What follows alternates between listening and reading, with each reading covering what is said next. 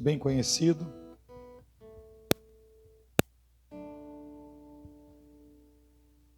Os santos são forjados nas dificuldades. Mateus, capítulo de número 5, versículo 1 em diante.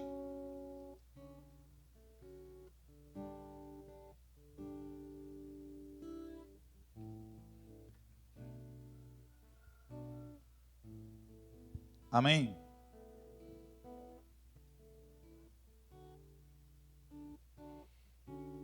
Vendo aquelas multidões, Jesus subiu a montanha, sentou-se, e seus discípulos aproximaram-se dele. Então abriu a boca e lhes ensinava, dizendo: Bem-aventurados os que têm um coração de pobre, porque deles é o reino dos céus. Bem-aventurados os que choram, porque serão consolados. Bem-aventurados os mansos, porque possuirão a terra. Bem-aventurados os que têm fome e sede de justiça, porque serão saciados. Bem-aventurados os misericordiosos, porque alcançarão misericórdia. Bem-aventurados os puros de coração, porque verão a Deus. Bem-aventurados os pacíficos, porque serão chamados filhos de Deus. Bem-aventurados os que são perseguidos por causa da justiça, porque deles é o reino dos céus. Bem-aventurados sereis quando vos caluniarem, quando vos perseguirem, e disserem falsamente todo mal contra vós por causa de mim. Alegrai-vos e exultai, porque será grande a vossa recompensa nos céus. Pois assim perseguiram os profetas que vieram antes de vós. Vamos aplaudir a palavra da nossa salvação.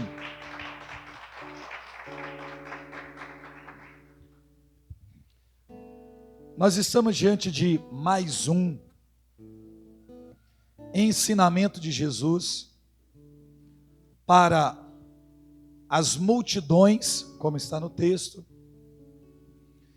E esse discurso que Jesus, ele fala às multidões, os discípulos se aproximam para ouvi-lo falar. Nós temos que dividir as bem-aventuranças em duas partes, porque praticamente tudo que Jesus disse foi para o povo, mas tem uma pequena parte que Jesus se volta para os discípulos, e a gente precisa compreender isso. Quando Jesus fala dos mansos, dos puros, dos que choram, dos misericordiosos, dos que têm fome e sede de justiça, os puros de coração, Jesus está falando com aquelas multidões. E sempre aonde Jesus estava sempre cercado de muita gente. Uns porque o amavam e queriam ouvir as suas mensagens. Outros porque tinham interesse nas curas, nos milagres, enfim. Mas era sempre muita gente. Uns que aprovavam e outros que reprovavam. Então existia uma multidões de pessoas ali, no sentido de que existem grupos diferentes para poder ouvi-lo falar. E ele começa a falar de coisas espirituais, mas também que são muito práticas, de amor, de pureza, de misericórdia. Então, praticamente todas as bem-aventuranças é direcionada ao povo, e Jesus ensinando ao povo uma condição de conduta, de comportamento. Pureza, misericórdia, amor, justiça e por aí vai. E essa mensagem é uma mensagem que ela não é exigente a primeiro momento. É claro que você ser uma pessoa pura, uma pessoa misericordiosa, ela é difícil. Mas eu digo que não é uma mensagem difícil de você absorver. Você ouve. Mesmo que você tenha dificuldade de pôr em prática, na teoria, é poético, é bonito de ouvir. As bem-aventuranças, é aquelas literaturas, aquelas leituras que dá gosto, é bonito de ler, embora seja difícil de praticar. Só que no final, a mensagem não é mais para a multidão. A mensagem é para os discípulos que haviam se aproximado de Jesus para ouvi-lo falar. Então Jesus aproveitou e deu a mensagem para o povo, falou de conduta, de comportamento. E agora Jesus vai falar com os discípulos, gente. E, claro, muitas coisas me encantam em Jesus. Mas lendo as bem-aventuranças, a gente chega em uma conclusão. Nenhum discípulo lá na frente vai poder reclamar de absolutamente nada. Por quê? Jesus é muito sincero, franco, verdadeiro com seus discípulos. Lá atrás Jesus passou e chamava: segue-me, vinde após mim, e juntou o grupo de discípulos, conviveu, amou os seus discípulos, ensinou, catequizou, teve fraternidade com eles. Então, olhando a vida pública de Jesus e o relacionamento de Jesus com os seus discípulos, é uma construção mística, sobrenatural, mas também muito humana. Só que Jesus, ele sabe, e os discípulos estão aprendendo, que vai chegar um tempo que Jesus não estará com eles. E é por isso que eu sempre gosto de explicar para as pessoas que existem pregações que elas não podem ser feitas para todo mundo. Não pode. É por isso que um pregador que tem um mínimo de experiência na pregação do Evangelho, porque não é só você chegar aqui, abrir a Bíblia, ler e falar, isso é fácil. Uma pessoa que é bem articulada, que se comunica bem, lendo e estudando, consegue vir aqui à frente e passar com precisão a informação, o conteúdo, falar, dependendo da pessoa, não é difícil, não é muito difícil. A pessoa vem, aplica a mensagem e fala. Aonde é que está a dificuldade em você anunciar alguma coisa? É a sua capacidade de percepção. Então, é por isso que normalmente, entende-se que nós, pregadores, precisamos chegar no ambiente e aprender a fazer leitura do ambiente. Entender um pouco da condição cultural do ambiente. O tipo de influência que aquela cidade sofre. Você vê a questão do comportamento do povo, das pessoas, no decorrer do retiro, do encontro. Para você entender qual é o nível de mensagem que você precisa aplicar. E como, claro, as pessoas são diferentes, com necessidades diferentes, é um desafio ainda maior. Porque nem tudo que você diz vai servir para todo mundo. E quem prega quer conseguir alcançar a todos. E é um desafio você em uma hora conseguir formular uma mensagem que consiga alcançar 100 pessoas com comportamento completamente diferente. Vocês estão entendendo que é desafiador? É muito desafiador. Muito. Então, normalmente você tem que aprender a fazer uma leitura, olhar para as pessoas, perceber se elas são pessoas que têm mais intimidade com Deus, se não tem tanto. Você percebe isso nos momentos de oração, se o povo é mais orante, se não é tão orante. A questão do comportamento das pessoas, a vestimenta das pessoas, tudo influencia para que a gente entenda como aplicar uma mensagem. É sempre difícil. Por isso que as pregações de Jesus, elas são muito desafiadoras, porque o público era vasto. Tinha gente que estava ouvindo ele falar, mas queria matá-lo, mas estava ali ouvindo. Tomara que não tenha ninguém querendo me matar aqui, gente. Um dia eu preguei numa escola, o cara fez assim, ó: depois eu vou te matar. Aí eu gritei, irmão, depois não, se for matar, mata agora. Pode vir, vem cá. Hoje eu estou calmo, no começo eu era bravo pregando. Era bem bravo. Inclusive teve um dia, primeiro retiro que eu preguei, o menino fez tanta bagunça no retiro, a gente tinha um retiro que chamava Ovelha Perdida, e era de graça. Então a gente pegava padrinhos por exemplo, você pagava R$30 numa ficha de retiro, você não ia. E a gente aproveitava esse investimento, só que a gente pegava só gente de favela. Então, no nosso retiro tinha gente de facção, rival. Teve um retiro que teve um retiro que foi 2,38 e 11 pistolas que colocaram na frente, assim, ó. Os caras estavam armados no retiro, é só coisa de gente doida, só mesmo para fazer uns negócios desses.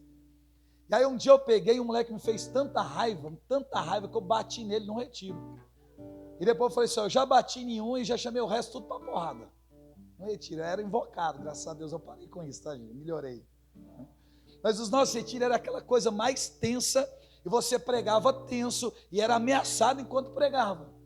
Então eu já fui ameaçado assim, não foi poucas vezes não, foi muitas vezes, às vezes eu sabia que o cara estava armado e tinha que continuar pregando, achar, e se morresse, a gente acreditava que não ia morrer. Não é possível, meu Deus, me ajuda, né? Só que eu provocava, então o negócio para acontecer não ia custar muito. As mensagens de Jesus são desafiadoras, tinha gente que queria matar Jesus. Outros só queria milagre e ir embora. Sabe aquela pessoa que vem porque está doente, foi curada, acabou a igreja? Graças a Deus aqui não tem gente assim, né? 7 de agosto tem bastante. Depois que recebeu o que quis, que é, passou na faculdade, arrumou emprego, curou da doença, esquece a igreja. Por isso que a minha oração é, Jesus deixa doente mesmo, desempregado, e que não passa em faculdade nunca. Pelo menos fica na igreja. O povo vem para mim e fala assim, irmão, reza para mim passar na faculdade. Eu fico pensando, será se vai? Jesus, se a faculdade, ela vai sumir da igreja, tomara que ela tire 0 toda vez. A minha oração é sempre essa. A pessoa, credo, tira a mão de mim. A minha oração, eu sou sincero, é essa mesmo. Eu não vou rezar diferente não, porque eu quero que você fique na igreja. Estou preocupado com a sua salvação, né, com a sua condição financeira. Eu sou pregador, entendeu? Então é assim que tem que funcionar. Aí Jesus dá uma mensagem para quem? Para o povo. Aí ele vai falar com o discípulo. Já percebeu que a Bíblia, quando diz assim, disse Jesus a seus discípulos, é só coisa trágica. Quem quiser me seguir, renuncie a si mesmo, pegue a sua cruz e me siga. Jesus vai dizer para os discípulos assim, olha, é necessário que eu vá, para que o Espírito venha, porque se eu não for, ele não virá a vós, e quando ele vier, vos convencerá a respeito do pecado, da justiça e do juízo. O que Jesus está dizendo? Olha, eu vou morrer, gente. A conversa é essa. Tudo isso aqui que a gente está vivendo é muito bom, mas eu vou morrer. E eu preciso morrer. Como quem diz, não tem o que fazer. E eles se amam. Então a mensagem é em tom de despedida. E quando Jesus começa a pregar, os discípulos não gostam da pregação. Porque a pregação é essa. A gente está vivendo bem, eu amo vocês, mas eu preciso morrer, eu tenho que ir. E quando eu for, vai vir outro. E vai convencer vocês de coisas que hoje vocês não entendem. Aí eles ficam tão enfurecidos que Jesus para a pregação no meio e diz assim, olha, quando ele vier, ele vai convencer vocês. Porque vocês não têm condições de compreender a mensagem. Jesus pregando e os discípulos não entenderam o que Jesus estava dizendo, porque era duro de ouvir. Então tem coisa que é difícil de ouvir. Por que eu estou fazendo essa introdução? Porque no final das bem-aventuranças, Jesus vai falar com os discípulos dizendo assim, bem-aventurados sereis. Ou seja, vocês andam comigo, comem comigo, vivem comigo. Mas se tem uma coisa que eu sei que vocês não são, é bem-aventurados. Ô irmão, andar com Jesus, não é com o Charles, é andar com Jesus, 3 anos. Comer com ele, ver tudo aqueles milagres, aquelas pregação, morto ressuscitar. E Jesus diz assim, bem-aventurados sereis. Que eu sei que vocês não são bem-aventurados. E quando é que eles serão? Bem-aventurados sereis quando vos perseguirem, quando vos caluniarem e mentindo disserem falsamente todo mal contra vós por causa de mim. Mesmo assim vocês ainda não serão. E quando nós seremos? Quando acontecer tudo isso e a resposta de vocês forem, alegrai-vos e exultai. Ô gente, quem é que se alegra? Porque a alegria é externa, exultação é a alegria da alma. Então ele está dizendo assim, quando vocês se alegrarem por dentro e por fora, quando vocês estiverem sendo perseguidos, caluniados, inventarem mentira contra vocês, e a resposta de vocês for alegria por dentro e por fora. quem é que se alegra sendo perseguido? Eu ainda não cheguei nesse nível com 20 anos na igreja. Quem é que se alegra por dentro e por fora quando é caluniado? A gente tem vontade de matar a pessoa. Jesus está dizendo, vocês serão bem-aventurados quando ofenderem vocês, vocês sorrirem. Ah, irmão, você é um desgraçado. Ah, sou mesmo. Eu preciso chegar nesse nível. Quando vocês reagirem assim, vocês serão bem-aventurados. Então o que Jesus está dizendo? Aconteceu com os profetas que vieram antes de vocês, ou seja, todo mundo que veio antes sofreu, chorou, padeceu, morreram, foram traídos, abandonados, e não vai ser diferente com vocês. E quando acontecer com vocês, sorriam, por dentro e por fora. Aí vocês são dignos do céu. Olha que coisa pesada. Mas Jesus, irmãos, não enganou ninguém. Ninguém lá na frente, quando sofrer, vai poder dizer assim, se eu soubesse que ia ser assim, eu não teria aceitado. Se eu soubesse que eu seria abandonado, eu não teria aceitado. Jesus não mentiu, não enganou ninguém, disse que ia ir para junto do Pai, que o Espírito viria e que na ausência dele os discípulos teriam que pregar o Evangelho, e a resposta para a pregação do Evangelho não seria dinheiro, não seria aplausos, não seria ser bem-sucedido ou ter seguidores em rede social. Jesus disse, vocês serão caluniados, mentirão, inventarão calúnias, vocês sofrerão, essa vai ser a recompensa de vocês.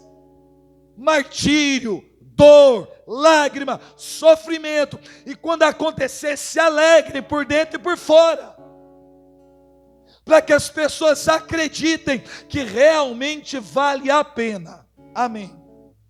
Aconteceu, Jesus morreu, ressuscitou, apareceu para os discípulos, foram para o cenáculo, o Espírito Santo desceu, eles começaram agora a pregar o Evangelho. Agora Jesus não está ali com eles como estava antes.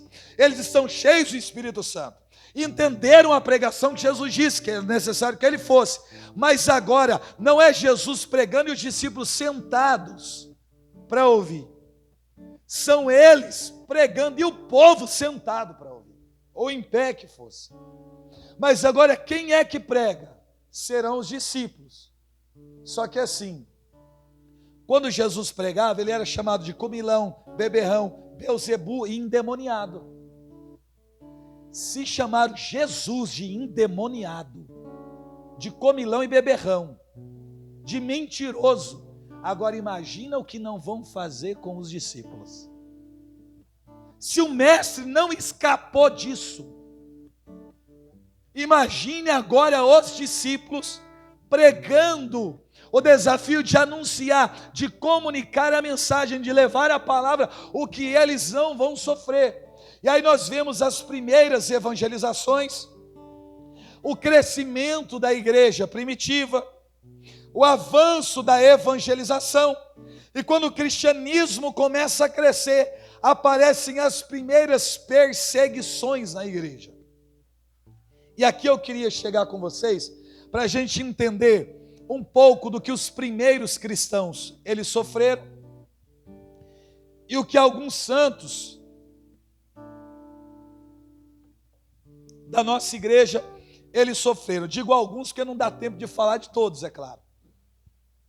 Mas a gente olha para o início da igreja primitiva, para o início das perseguições, e existe uma época negra, logo no início, no ano de 64, quando assume como imperador de Roma, um homem chamado Nero, na verdade um jovem, ele tinha 17 anos.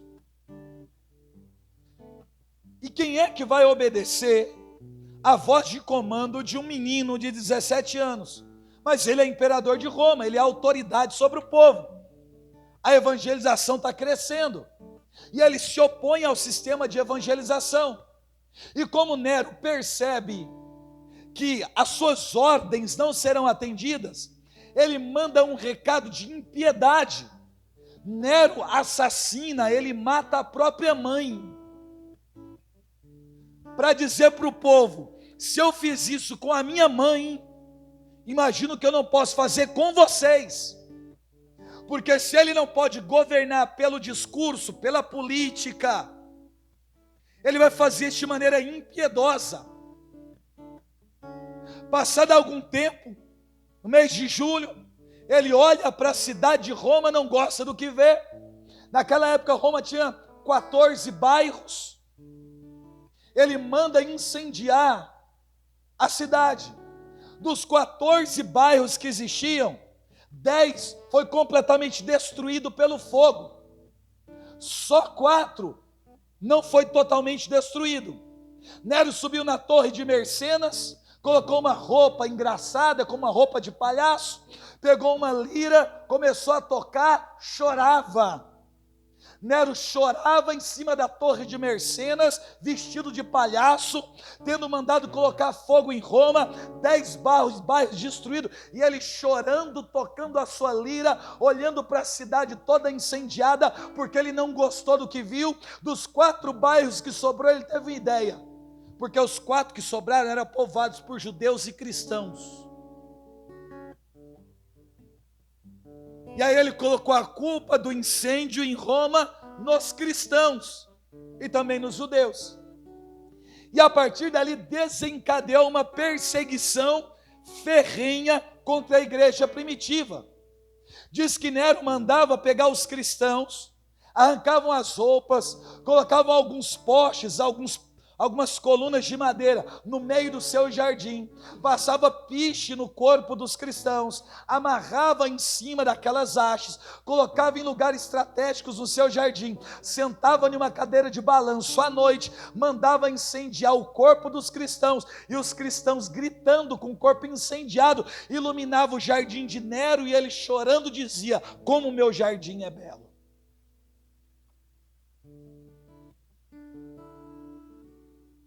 Nero foi um homem completamente impiedoso. Completamente impiedoso.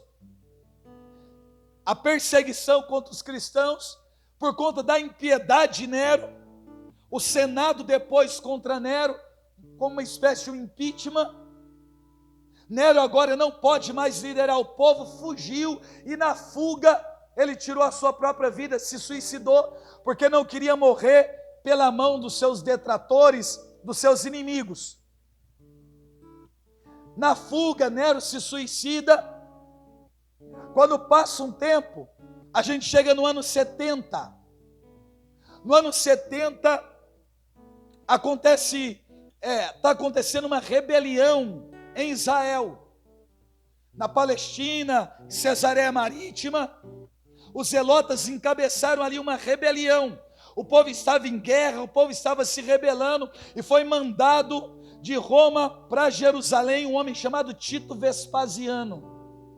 Quando Tito Vespasiano vai, no ano 70, ele vai para tentar conter uma rebelião encabeçada pelos zelotas em Cesareia Marítima, porque eles tinham colocado fogo em uma sinagoga, em um templo sagrado. O povo estava brigando. Ele foi mandado para conter a rebelião. Quando ele chegou lá, ele incendiou mais templos, perseguiu os cristãos, matou os judeus, e acontece aquilo que a gente chama de diáspora, a dispersação no ano 70.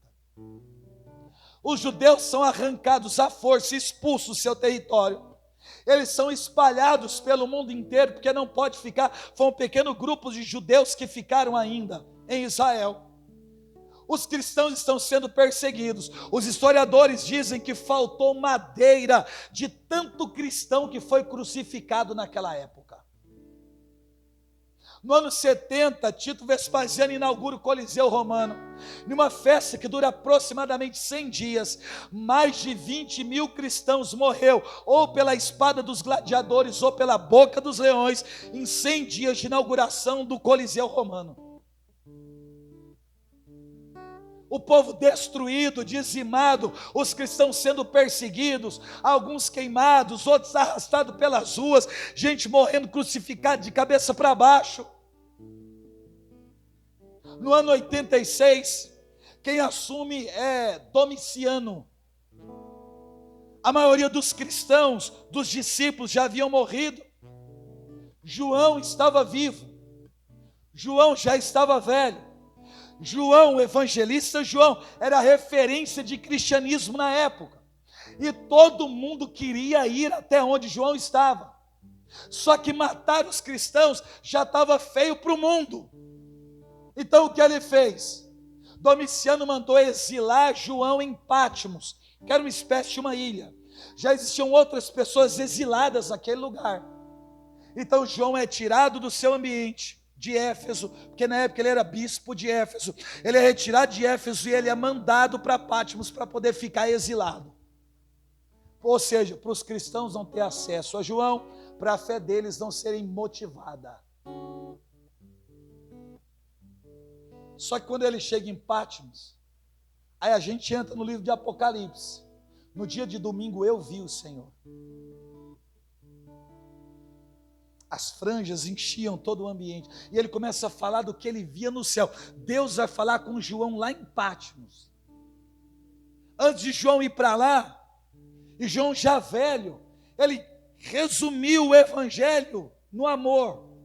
Porque o final da vida de João é um homem muito velho, cabelo muito branco. João já estava cego, não conseguia andar, estava com mal de Parkinson, tremia muito, estava amarrado em uma cadeira, fazia fila de peregrinação do mundo inteiro para ver o último dos apóstolos vivos. E quando todo mundo chegava na frente de João, já babando, sem dente, cego, tremendo, amarrado em uma cadeira, ele só dizia: amai-vos uns aos outros. Lembra do que Jesus disse? Alegrai-vos e exultai, porque será grande a vossa recompensa nos céus. João poderia pensar: todo mundo morreu da pior forma possível, e no final ele está encorajando os cristãos e dizendo: alegrai-vos e exaltai, porque será grande a vossa recompensa nos céus. Gente, do ano 70, do que aconteceu com os judeus na diáspora, na dispersação, a perseguição dos cristãos, os judeus só puderam voltar para o seu território no ano de 1948. Gente, do ano 70 ao ano de 1948, que os judeus puderam voltar. O que essa gente sofreu, só na época do nazismo, morreu mais de 6 milhões de judeus, nos campos de concentração, câmaras de gases, povo que sofreram, só puderam voltar em 1948, e quando Hitler morreu, um poeta escreveu as suas últimas palavras. Hitler morreu dizendo assim: morro e sei que vou para o inferno, e tenho o prazer de levar comigo a alma de 6 milhões de judeus que não tiveram um Deus para livrá-los das minhas mãos. Matou cristão, matou judeu, que queria uma raça ariana. A contrapartida do cristianismo, por mais que havia perseguição, crescia. A gente chega na época do comunismo, em algumas partes do mundo, ainda mais latente, intensa a perseguição contra os cristãos. A gente vê como homens, mulheres, santos, entregaram a sua vida por aquilo que acreditavam. E eu queria até fazer de maneira indireta um paralelo com o tempo que nós estamos vivendo. Na época do comunismo não se podia pregar o evangelho. Se você prega, você é morto. E um dia, muitos sacerdotes, para poder celebrar as missas, sabe o que eles faziam? Eles iam para o meio das matas, ou para as cavernas. E às vezes, nas matas, eles subiam em cima das árvores. Tem relatos históricos de padres celebrando missa em cima de árvore, e mais de 100 fiéis em cima das árvores, pendurados nos galhos, como se fossem macacos. Enquanto os soldados comunistas passavam embaixo, em cima das árvores, sacerdotes pendurados, católicos pendurados, vendo a consagração para receber Jesus. Eles não estavam com medo da morte, nada. Eles queriam receber o mestre e sabia que podia custar a vida. Quantas missas celebradas dentro de cemitério, dentro de catacumba, dentro de caverna, no meio de desertos.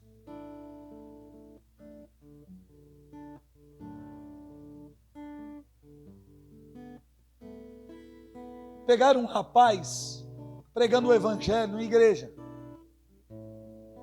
Assim, atrás do púlpito, os soldados comunistas entraram, paralisaram o momento da oração e vieram aqui à frente, pegaram o pregador e espancaram ele mais tanto que deixou ele praticamente morto atrás do púlpito.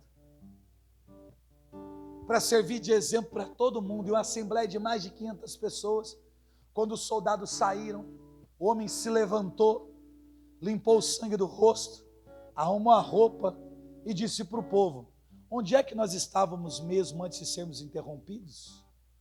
E continuou a pregar.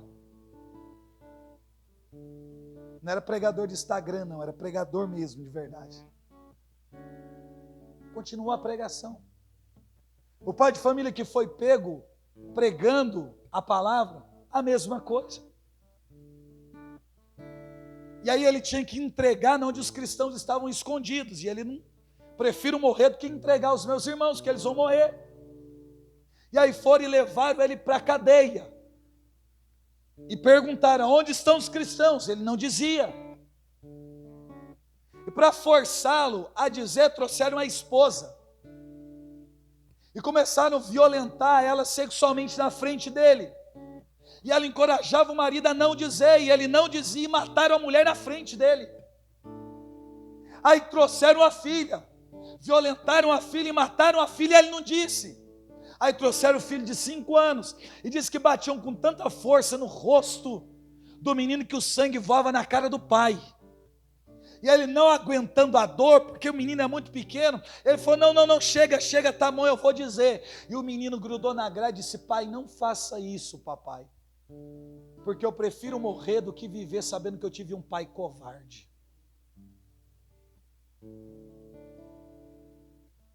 Pegaram um menino de 12 anos na África pregando. Mataram o pai, mataram a mãe, mataram o irmão. E ela corria no meio da praça e cantava.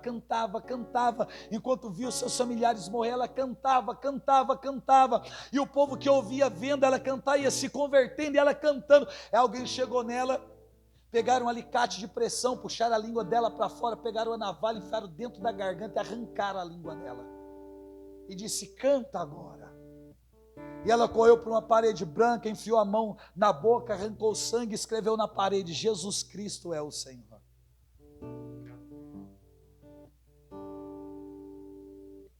A gente não sabe o que é sofrimento por causa do evangelho, não, querido. Não sabe. A gente está reclamando demais. A gente não sabe o que é sofrimento. A gente não entendeu o que esses homens sofreram, como Estevão sendo apedrejado em praça pública.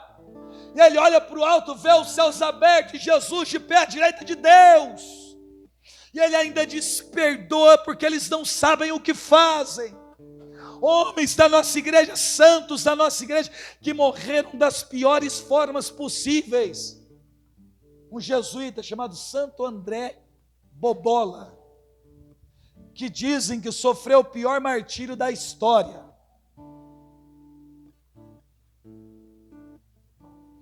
Arrancaram com um alicate todo o cabelo da cabeça de André Bobola, tufo por tufo. E quando acabaram de arrancar o cabelo, passaram a navalha em volta e arrancaram o couro cabeludo. E ele pregando. Furaram os olhos, e ele pregando. Cortaram as orelhas, ele pregando. Arrancaram dente por dente, ele pregando. Arrancaram todo o couro do corpo, e ele pregando. A ponta dos dedos, e ele pregando. As partes íntimas, e ele pregando. Amarraram uma corda nos seus pés e arrastaram ele na cidade, puxado por cavalo. E ele sendo arrastado e pregando. Jogaram gasolina no corpo, colocaram fogo nele. E ele pregando. Sofreu o pior martírio da história. Não vamos longe, não. Rio Grande do Norte, aqui no Brasil, Rio Grande do Norte. Daqueles mais de 30 mártires que foram canonizados aqui no Rio Grande do Norte. Entre os martírios que aconteceu, tinha um rapaz chamado Mateus Moreira, um leigo. Os índios estavam dominando aquela região ali do nosso país, e eles foram incitados, os índios, pelos calvinistas. O que os calvinistas fizeram? Disseram para os índios que naquela região praticavam o canibalismo, que os católicos se opunham à cultura deles. E aí o que os índios fizeram? Invadiram uma capela que estavam esses homens rezando lá dentro, mais de 30 pessoas. Tinham 2 sacerdotes, se eu não me engano, o restante eram todos leigos. Entre eles um rapaz chamado Mateus Moreira, um leigo, aqui no Brasil. E a gente não conhece a história. E os índios começaram a matar um por um dos que estavam ali. Foi uma chacina dentro da igreja. E diz que eles estavam no momento de adoração. Jesus estava lá. E aí disseram para Mateus Moreira: nega Jesus. E ele dizia: não nego. Bateram nele, machucaram ele, e ele não negava. Levaram ele para o lado de fora da igreja, arrancaram a roupa, colocaram o peito dele contra a pedra, levantaram a cabeça, como quem diz: olha para Jesus, e puxaram a cabeça dele, e disse: nega Jesus. Ele disse: não nego. O índio pegou uma faca, fez um buraco nas costas dele, furou até enxergar o coração, enfiou a mão e apertou o coração de Mateus Moreira, e disse: nega Jesus. Ele não dizia nada, arrancou o coração. Quando arrancou o coração, já com o coração na mão do índio, ele levantou a cabeça e gritou: bendito seja Jesus no Santíssimo Sacramento do altar.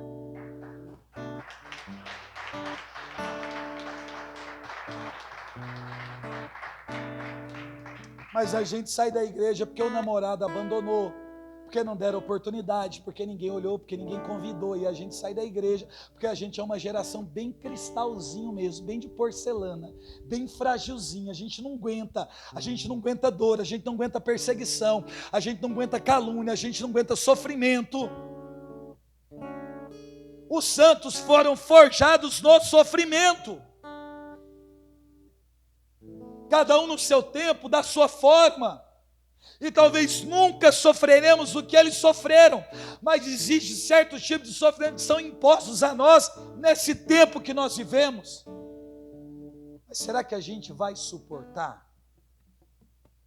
Se a pandemia já arrancou um monte de gente da igreja, se a gente vai suportar? Será que a gente vai aguentar?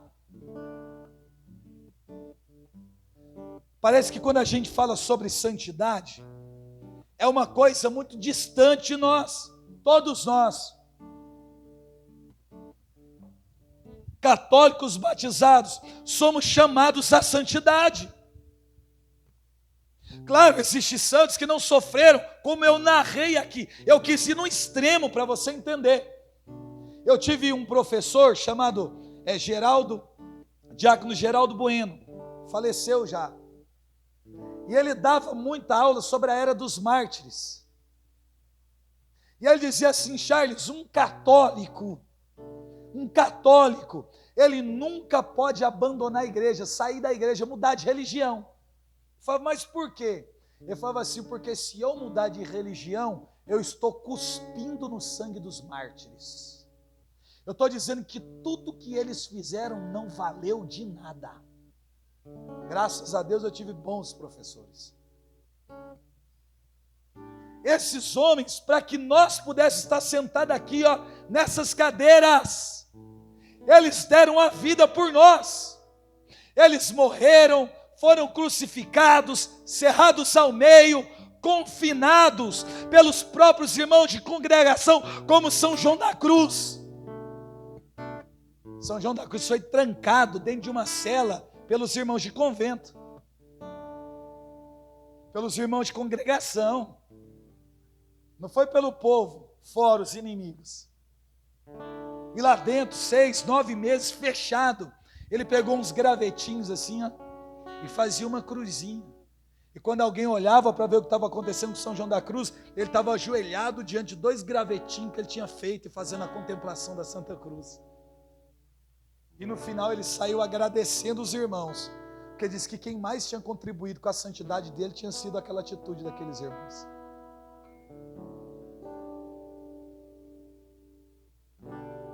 Homens que deram a vida para que nós pudéssemos estar aqui, para que nós pudéssemos ouvir a palavra, para que nós tivéssemos acesso à Bíblia. Falando de Bíblia, China comunista. Teve uma época na China que tinha um único exemplar da Sagrada Escritura na China. E ainda existiam alguns cristãos naquela região. Então o que fizeram para ficar bonito diante do mundo? Tinha uma espécie de um templo, um mausoléu velho. Colocaram lá uma Bíblia em cima de uma peça de mármore. Essa Bíblia estava dentro de umas peças de vidro grosso, e a Bíblia aberta só em um trecho. Abria em um salmo e só tinha um versículo do salmo, o resto da Bíblia era toda tapada. O Senhor é meu pastor e nada me faltará, só. E cada cristão no país pegava uma senha e uma vez no ano enfrentava a fila para poder ler o mesmo versículo todo ano. A Bíblia em uma redoma de vidro, acorrentada com corrente em forma de X, e você lia uma vez por ano o mesmo versículo. O Senhor é meu pastor e nada me faltará. A gente tem a Bíblia na mão e não lê. Uma vez por ano, lendo o mesmo versículo e não abandonando a fé. Quando mandaram Bíblia para Cuba, o governo de Cuba pegou a Bíblia, arrancou as capas, com a capa da Bíblia mandou fazer relógio, pulseira de relógio para os soldados, e em praça pública, estava nos jornais, mandou uma mensagem para o mundo, queimou tudo no meio de uma praça. E as capas da Bíblia, que era de couro, mandou fazer relógio para os soldados comunistas. Para que nós pudéssemos estar aqui, gerações morreram lá atrás. E sabe o que me entristece? O que vai ser da próxima geração? Porque que tipo de sofrimento e sacrifício nós estamos suportando para que um dia eles tenham acesso ao que nós tivemos hoje? Nós precisamos desejar, almejar a santidade. Talvez ninguém faça o que fizeram com esses homens que eu narrei com você. Mas você precisa travar uma luta, uma batalha contra as suas misérias, os seus pecados, as suas faltas.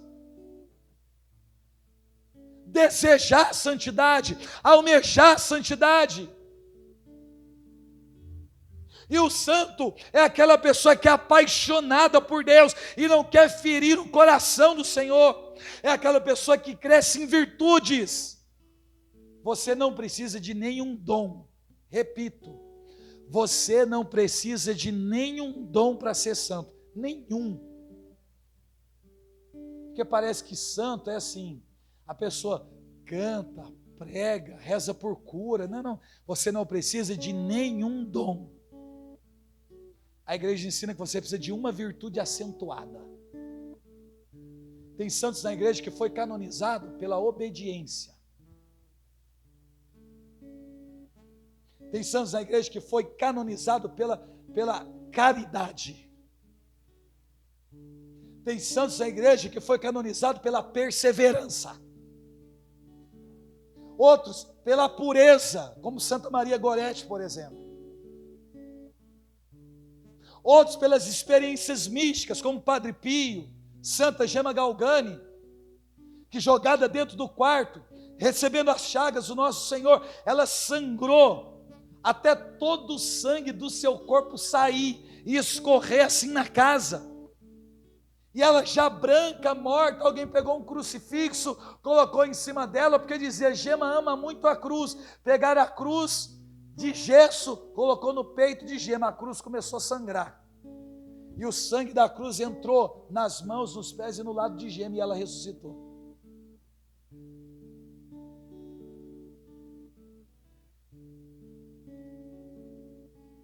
Gente, em Rio Pomba, assim, 4 horas de onde a gente mora, tem uma moça chamada Lola, já morreu. Ela caiu, acho que de um pé de jabuticaba, se eu não me engano. Ficou a vida toda sem andar. Viveu 52 anos, sem dormir, sem comer. se alimentando só de Eucaristia. 52 anos. O processo de canonização dela está andando. Ainda não foi canonizada, mas vai ser. Homens que marcaram tempo, marcaram geração. Por que nós não podemos ser essas pessoas? Ah, mas eu não sou igual a ele. Vai conhecer a história de muitos santos, irmãos.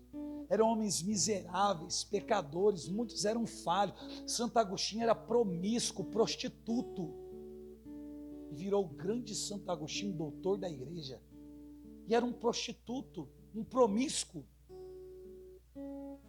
E virou o grande Santo Agostinho que nós conhecemos.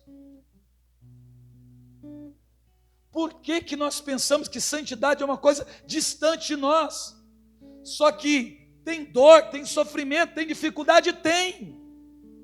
E é suportar as dores, as dificuldades, as lutas, que vai fazer um dia a gente, quem sabe, ser elevado às honras dos altares. Santo.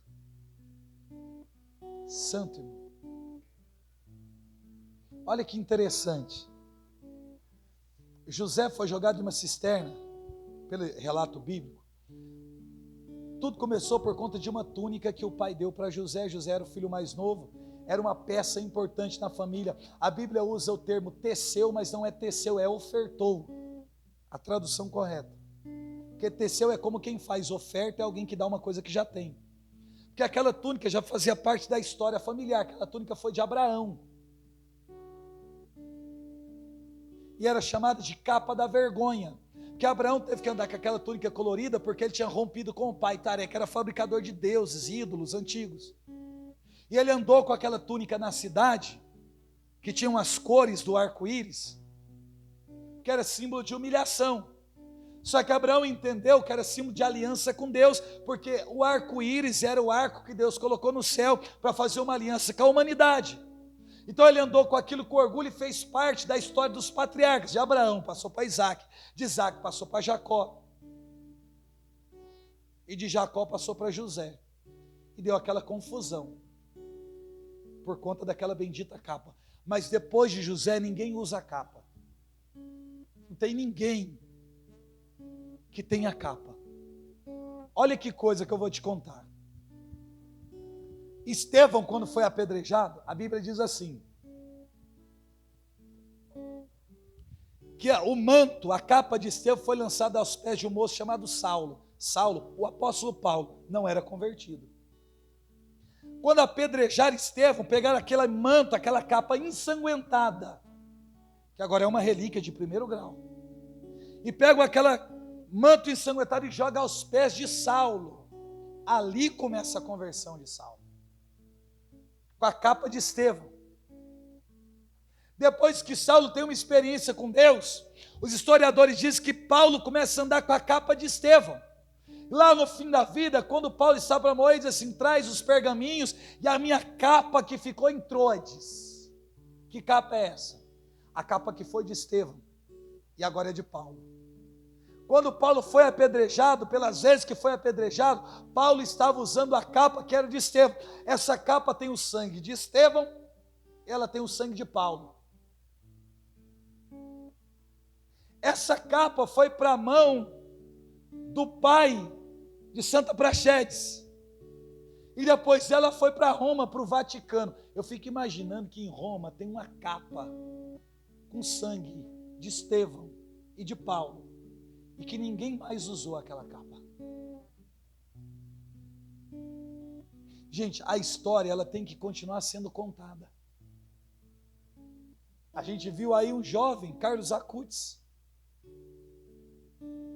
Sim, ele não levitava, não que a gente saiba. Ele não ressuscitou pessoas, como São Francisco Xavier, que no relato dos jesuítas é mais de 70 pessoas que ele ressuscitou. São Francisco Xavier ressuscitou tanta gente que o Papa na época mandou uma carta para os jesuítas, com um texto da Bíblia assim, aqueles que creem em mim farão obras ainda maiores do que a que eu faço. E o Papa escreveu, e São Francisco Xavier superou o mestre. 70 ressurreições. Mas qual era a virtude daquele menino? Você vai estudar a vida, você vê os atos de bondade. Gente, eu não estou dizendo, tem coisas, tem atos que são heróicos, extremos, mas tem pessoas que foram canonizadas por coisas simples, que são virtudes simples, de fé, de amor, de obediência. Teve um santo que eu não me lembro o nome, em uma congregação, que o superior, para poder fazer raiva com ele, pediu para que ele corresse em direção ao navio. E ele, por obediência, foi. Quando ele foi, ele morreu. E o cara foi canonizado só pela obediência. De um ato heróico. De um ato de virtude. É claro, você não pode ter uma virtude e o resto tudo do pecado, não. Mas é a gente desejar o amor, a pureza, a santidade. A gente aprende, isso está no dicionário de mística, de vida consagrada. Se você quer saber o quanto você é de Deus, vou ensinar isso para você. Já parou para pensar? Como que eu consigo saber o quanto eu sou de Deus? Tem um jeito, o dicionário de mística e de vida consagrada ensina, está lá. Não é o quanto você prega, o quanto você conhece Bíblia. Não é o quanto você pregou, ou tanto de dons que você tem. Tem como você saber o quanto você é de Deus e saber a que nível está a sua santidade. Sabe como que é? Olhe para o quanto você é casto. Essa é a resposta. Santidade está relacionada à pureza. Sem pureza ninguém verá a Deus. E no céu só entra santo, é por isso que tem o purgatório. Você precisa ser purificado. Você vai para o inferno, purgatório. No purgatório você é purificado para você ir para o céu. Todo mundo que vai para o purgatório vai para o céu. Agora os mártires não passam em purgatório. Vai direto para o céu. Aí você fala, eu quero morrer pelo martírio. Cuidado, hein? Cuidado com o que você pede, que Deus não esquece. Deus não esquece.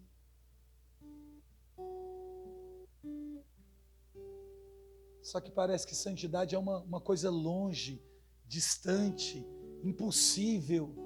O quanto você é de Deus é o quanto você é casto, o quanto você é puro. Porque castidade não está relacionada só com a questão sexual, é pureza. O quanto nós somos puros é o quanto nós somos santos, é o quanto nós somos de Deus. Então vamos purificar a nossa vida, irmãos. E o sofrimento, a forja, a prensa, existe para poder nos purificar. Por que eu sofro? Por que eu fiquei doente? Lembra do Padre Léo? E eu vou encerrar aqui para a gente rezar. Para mim, a minha referência como pregador, Padre Léo. Não prego como ele, não sou engraçado igual ele. Mas sempre foi a minha referência de pregador. E a gente viu aquela última pregação do Padre Léo na Canção Nova. Mas até o Padre Léo, ele entendeu que o câncer, que aquela doença veio para purificá-lo. E quando o Padre Fábio de Mello foi rezar pelo Padre Léo, pedindo a cura, ele disse, não faça isso. Não faça essa oração. Pessoas aqui dos nossos dias.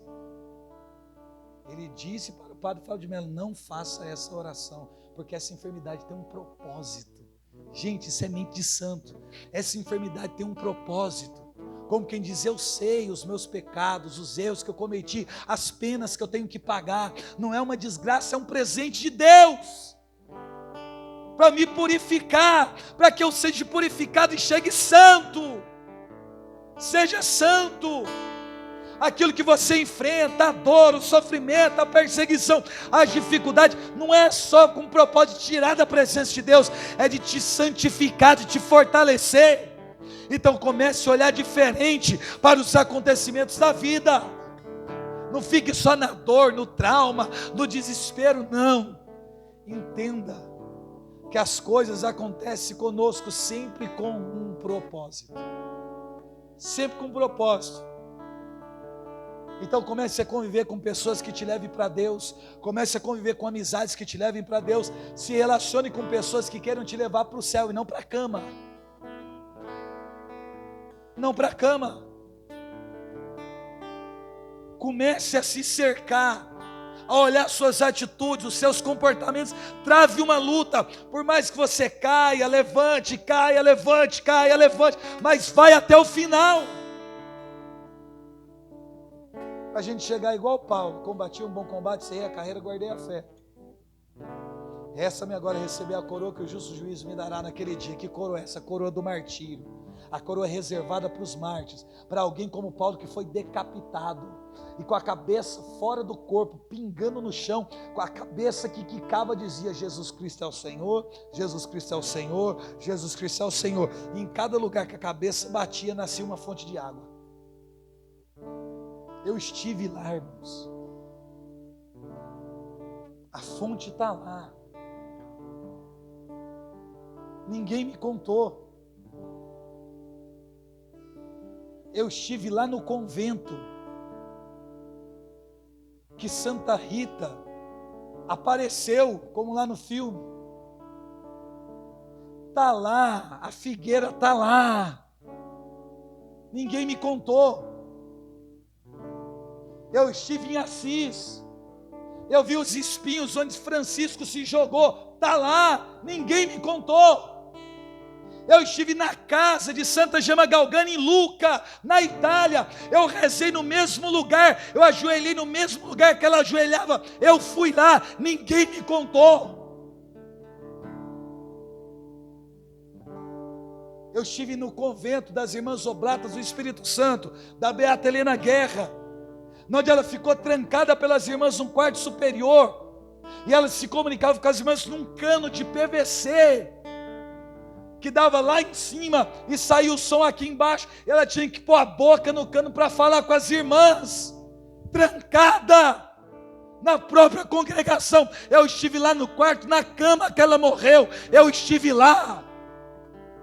Deus me deu a graça de ir a esses lugares. Eu vi lá na casa de Santa Rita uma montanha que ela orava.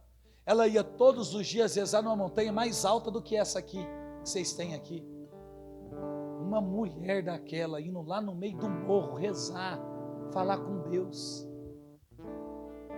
Eu estive lá no túmulo de Santo Padre Pio, eu estive no túmulo de Francisco de Assis. E cada lugar que eu ia indo, ia despertando em mim um desejo de santidade. Eu preguei nesses lugares. Eu preguei sobre Padre Pio na igreja onde estava o corpo de Padre Pio. Eu preguei sobre São Francisco Xavier, sobre Santo Inácio e sobre Santa Andrea Bobola na igreja dos jesuítas na Itália. Falar sobre eles lá onde estão as relíquias dos santos. Não é uma coisa longe, distante, não. Sabe o texto que eu li aqui das bem-aventuranças? Sabe ali a montanha? Eu estive lá, eu preguei as bem-aventuranças no Monte das Bem-aventuranças. Eu preguei sobre Getsemane, lá no Getsemane. Eu preguei sobre Atos capítulo 2, lá na sala do cenáculo. Eu preguei sobre Pedro na Galiléia, lá onde é o primado de Pedro. Eu preguei sobre Josué, lá em Jericó. Eu preguei sobre Moisés no Sinai. Sobre João Batista na beira do Rio Jordão. Deus me deu a graça de ir a esses lugares. Eu estou dizendo isso para você saber onde eu fui, não tem nada a ver. É só para você entender. Eu saí desses lugares mais tão impactado, mais tão mexido, que parece que aquilo foi consumindo o meu coração. Desejo de ser santo, desejo de ser de Deus, desejo de fazer a vontade de Deus. É igual quando a gente vê aquelas fotos, né?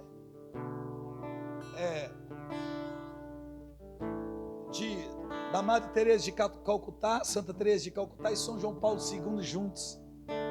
Ô irmão, aqui dali, Santo Inácio, Francisco Xavier, santos contemporâneos. Olha que coisa doida. São João da Cruz influencia Teresa de Ávila. Teresa de Ávila influencia Santa Teresinha. Santa Teresinha influencia Madre Teresa de Calcutá. Madre Teresa de Calcutá influencia São João Paulo II. E João Paulo II influencia a comunidade de vocês. Olha. Gente, os nossos atos de santidade, o desejo de santidade, a nossa busca de santidade, ainda que a gente não consiga, pode influenciar tanta gente. Só que a gente só pode ser santo com a graça de Deus, não é pelos nossos esforços. E eu encerro pela segunda vez, antes de você levantar a plaquinha. São João da Cruz, quando a gente lê aquele livro, Doutor do Tudo e do Nada, acho que é esse o livro que tal que eu vou dizer. Tem uma parte que ele diz assim, que conversando com uma senhora, ele disse assim que ele pediu a Deus a graça, olha isso, irmãos, ele pediu a graça de nunca ofender a Deus gravemente, ou seja, de nunca cometer um pecado mortal. Só que ele diz assim, Deus, me dá a graça de em vida nunca cometer uma ofensa grave, nunca cometer um pecado mortal. Mas tem uma coisa, eu quero sofrer em vida, na pele, todas as penas, todas as consequências, se a sua graça não fosse comigo. Aí a gente olha para o tanto que ele sofreu.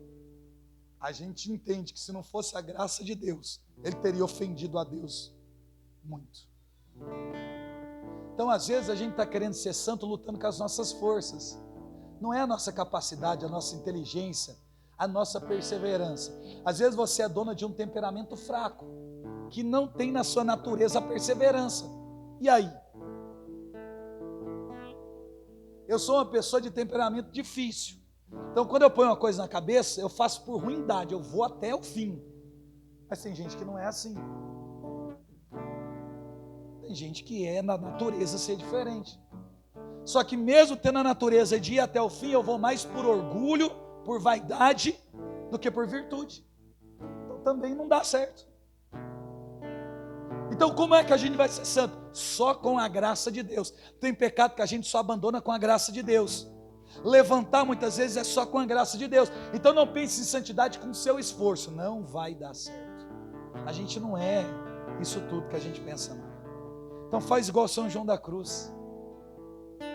Deus me dá a graça de suportar as dores. Não peça a Deus tire as dores, não.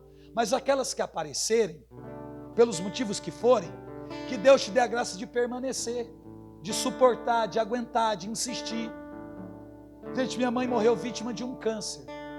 Eu estava na Bahia, na comunidade do Irmão Trovão, peguei um voo, cheguei, já no outro dia cedo, ela estava 12 horas desacordada, entubada, disse que queria me ver antes de morrer. Cheguei pertinho da minha mãe assim, ela já era só desligar os aparelhos, porque já não tinha, ela ainda, é inexplicável, ela juntou um restinho de força assim, apertou minha mão, que estava segurando aquela gradezinha, ela apertou minha mão assim, abriu o olho, deu o último suspiro, ela não falou nada, mas olhou bem dentro do meu olho assim, sabe? Abriu o olho, olhou dentro do meu olho, apertou minha mão e deu aquele suspiro assim, morreu, olhando para mim. Só que aquele olhar eu entendi, porque eu conheço aquele olhar. É o olhar de quem diz para o filho, eu quero que você vá até o fim, porque eu rezei tanto para você ser de Deus, meu Deus. Rezei tanto para você sair da droga, que eu quero que você vá até o fim, até o final, até o final. Eu sou fruto de uma senhora ajoelhada no pé da cama, chorando e rezando por um filho que para o povo não valia nada. Eu sou fruto da oração de uma nordestina de 1,5 m, chamada Rosilda da Silva, que não desistiu do filho. O que foi? É força dela? Não, é graça de Deus. O que é que vai fazer a gente permanecer? É graça de Deus. O que é que vai fazer a gente conseguir suportar a enfermidade, a perseguição, a calúnia? É graça de Deus. Então não queira ser santo sozinho e não queira ser santo só com os seus esforços. Tem o nosso esforço? Tem, mas não é suficiente. Então vamos rezar pedindo a Deus a graça de aguentar, de suportar e de ser perseverante quando vier a prensa, o sofrimento, as dores e as tristezas. Amém? Fique de pé para a gente rezar.